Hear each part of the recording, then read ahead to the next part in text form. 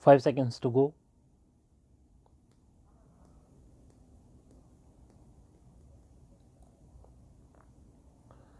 Start. Pandit Ji's thoughts had a pronounced scientific outlook.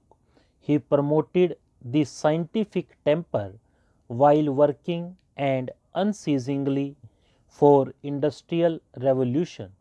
This is part of our history.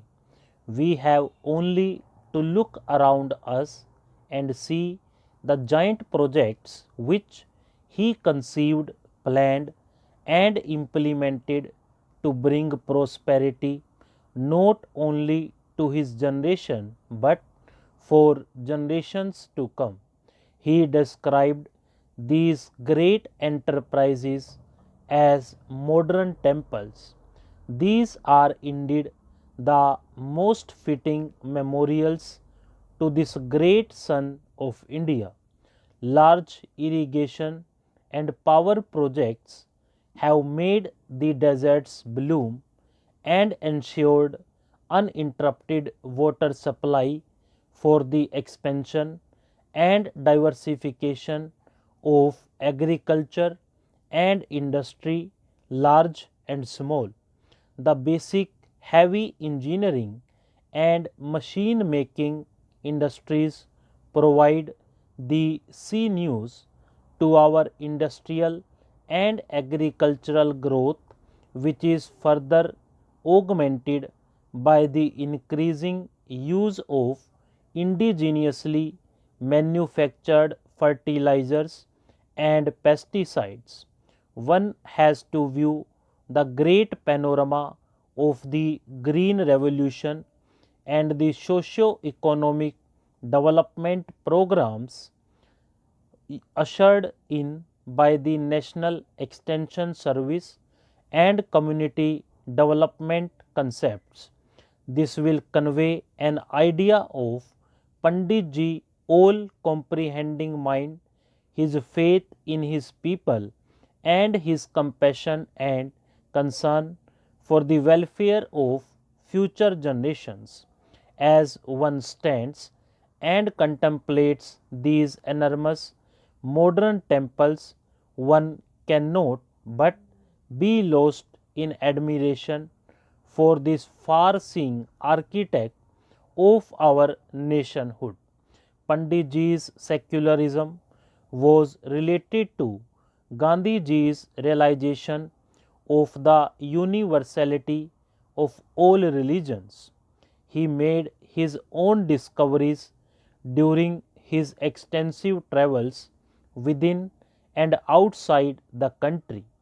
His keen appreciation of our variegated culture and the ancient heritage of this great country led him to believe that while no one can or should live in the past, we should understand and respect the composite character of our culture and the basic unity which pervades the several aspects of the many diversities in our composite culture.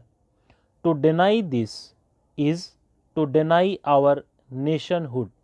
Pandit Ji preached communal and racial harmony and respect for all religions.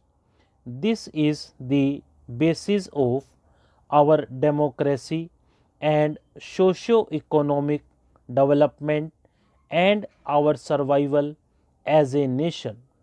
Pandit Ji's contribution to the democratic process in this country shines like a beacon. He was a Democrat and believed that democracy is the only way of life and progress.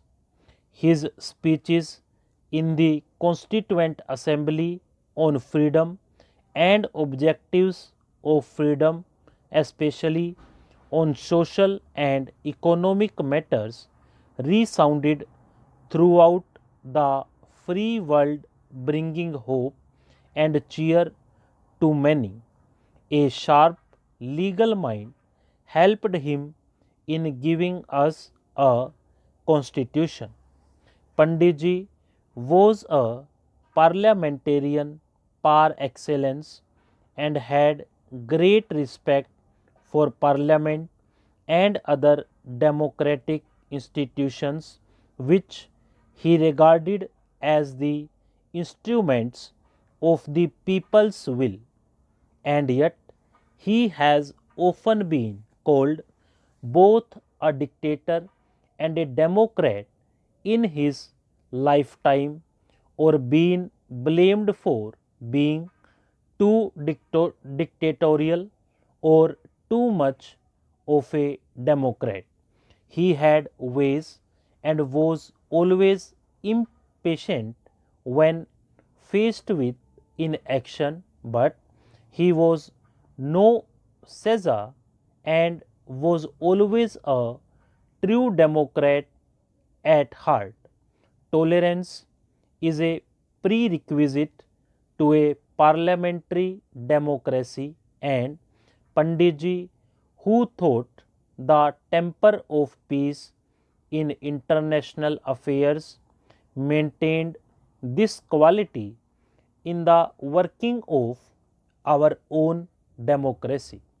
The first general election in 1952, when millions of Indians exercised their franchise in a free and independent India, is the splendid testimonial to Panditji's leadership and the principles he preached of tolerance, fair play, and personal freedom. His unfaltering vision guided us in three general elections and gave us the confidence that we could run our own affairs. This spirit was carried by Nehru to the villages, to the people at large, for he believed not only in democracy at the national level but in democratic decentralization. Panditji taught us how to think and act democratically. With the sixth general election approaching, we need to remind ourselves that we have a great example to follow and even greater example to set in a part of the world where the democratic process is currently under severe strain. Panditji was not a rigid socialist but a practical socialist who realized that socialism would not come about overnight but could be achieved only openly and through democratic processes. He taught us that both democracy and socialism were irresistible in the context of our living conditions, that one was not possible without the other, that both had to go together and could go together. Planning and development according to the people's needs required hard work and even sacrifice of short term needs for the sake of the long term future.